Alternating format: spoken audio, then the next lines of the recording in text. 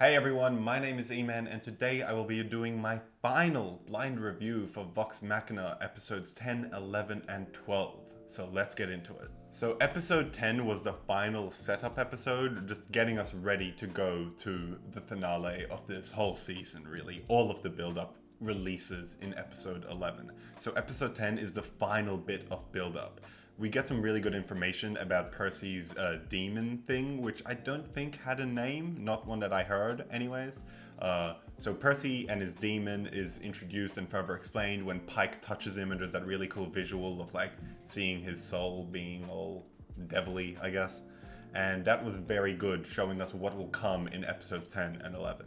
And we got to meet and get more information about Dr. Ripley, and she was really brutal to Percy at a young age, but then throughout the episode is like, come on, I'm a genius, like let's work together, don't you want to be with someone smart, whatever. And then she escapes, and she's definitely going to come back, and then Vex asked about her in the last episode, and she escaped entirely.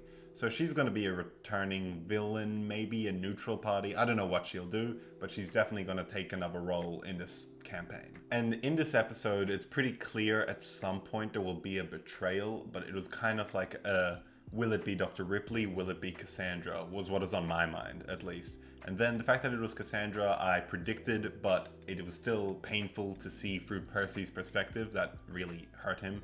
And it was a very good plot twist. I liked it. It wasn't unsurprising, but it was executed well, and then they walked away with Vax, which was a good twist, leaving them to deal with the acid situation. And I really liked this pool of acid encounter, because it just felt a lot like a D&D thing. All of the party members like, ah shit, what do we have? I can kind of float for 1 minute, what are you going to do in that time? I have rage, I can take the damage, I'll swim into acid, whatever it is. They all worked as a party and used their characters' classes' unique abilities to like find a solution. Then the episode ends with the Briarwoods taking Vax and Cassandra to the Ziggurat, where they're gonna do this magical ritual. And this thing is obviously under the Sun Tree. That was very clear straight away. But it was very cool, and I really liked the design of it. It looked kind of Aztec-y, because it was very square in its pyramid structure, not pointy, and I just really liked that. So yeah, that's actually kind of all that happens this episode. It's very like encounter, the acid thing took a long time, and like sneaking around and just introducing characters and explaining backstories and relationships some more. It was build up. So there wasn't a lot to talk about, but it was a very good episode. I'd say it was probably a 7.5 to 8 out of 10. I really enjoyed the acid encounter. It felt a lot like D&D, which is why I like this show. And yeah, I reckon it was pretty good, and it just clearly set up, oh shit, the next episode is gonna be the big one, which it was. And then we have episode 11, which I loved, and it was the culmination of this entire season. This is what it was all building up to, at least the Briarwood arc. It was this episode. The next one was a personal Percy journey. That wasn't the climax. This episode was. And it was really, really satisfying and well done. And the action, the animation throughout is incredible. Cassandra's voice actress is very, very good. And I just loved all the action sequences. I thought especially Silas, when he was like all the close cuts and zooming down spaces, you really saw his speed in a pleasing way. It reminded me a bit of in Full Metal Alchemist when King Bradley fights for the first time. Spoilers, I guess. That show came out so long ago. Anyways, it looked like that. It just looked really crisp and terrifying. So a thing I'd like to touch on is that the Cassandra betrayal but then unbetrayal happened, which I predicted, which is nice, because I didn't get much right. I still don't know what the Whispered One is. Doesn't really look like a demi-lich, more like a god or a powerful undead of a different sort. But that was cool as well. I did get it right that they wanted to come to the mortal realm, but I got it wrong that it would go into Silas. So my predictions was some were right, some were wrong. So this episode was mainly action, and it was awesome, really well done, and it felt like D&D. Like, I absolutely loved when Delilah silenced Scanlan, and then he silences her back. It's just so good. Silence is a ridiculous spell, by the way, on spellcasters. Almost every spell has a verbal component, just neutralizes that. But anyways, really, really fun combat, and obviously the Keyleth moment being their light, Pike's message playing in her head, using the sun tree to bring sunlight. It was just beautiful. That was another moment, the second moment in this show that gave me chills. The first being the combo wombo attack on the dragon in episode 2. So if it gives me chills, it's gonna get a high rating. And this episode was just great. And they kind of lost at the end. Like, Delilah did summon the Whispered One. That orb is still there, sucking in random priests and stuff. They should really be more careful about that. Like, that was insane to just let these random free nameless people who weren't helpful in the revolution just go and investigate. Like, come on, that's clearly more dangerous than that.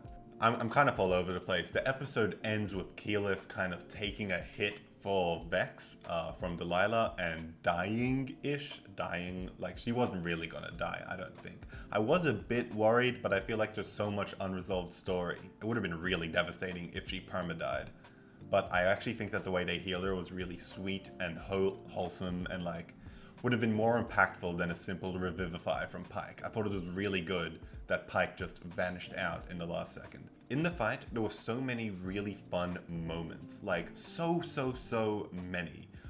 Grog blind fighting against a vampire to avoid being possessed and like his moves predicted was really fun. I liked almost every Pike encounter because I thought the visuals of it were really cool. And then Pike jumping in and saving Scanlan, saying "my gnome" was so cute and wholesome, and I died because Pike's the best. And it's just so many good moments. The silence stuff, which I already mentioned, and then obviously Keyleth like ending the fight with sunlight, and the vampire Silas getting blown away by that sunbeam was just excellent. Just so many great moments in this combat for every single character, except for kind of Vex and Vax. They had their own thing, they were fighting, that was entertaining, but they didn't have any huge strong moments to me. So overall, I think I'm gonna rate this episode a 9 out of 10. I think it was as good as episode 2 was, probably maybe a bit better, honestly, because of all of the build-up and how we know all of these characters and stuff. And I thought the way they got rid of the vampire Silas was very satisfying, and I enjoyed that it was a victory but also a loss. They defeated Silas, they didn't defeat Delilah, maybe Keyleth was dead or is dead, and the Whispered One is maybe out, maybe not. It was very interesting, much more interesting than an outright victory or outright defeat. Then we have episode 12, and this episode was also really entertaining. It was really the conclusion of Percy's personal arc of revenge and vengeance and hatred, I suppose. Meanwhile, there was also Vax healing Keyleth, and that arc kind of being resolved, maybe, but it is mainly about Percy and that demon. The visuals when Percy was in his head were incredible. I really liked the orange eyes always looking at Percy wherever he is and saying how you struck a bargain with me when you made the weapon, which is kind of what I predicted. This sounds like Warlock stuff. Can someone tell me if he was initially a Warlock, Percy, and then Matt Mercer made the Gunslinger class after this was resolved, or if this was just all flavor stuff / a cursed weapon? I'd like to know, because it sounds like he was kind of a Warlock, maybe like a Hexblade, but the blade is a gun Warlock for a bit, and then now he's going to shift into being a Gunslinger. But that doesn't really make sense because intelligence instead of charisma casting, but that's just what it kind of seemed like. It could be just a really strong cursed weapon though.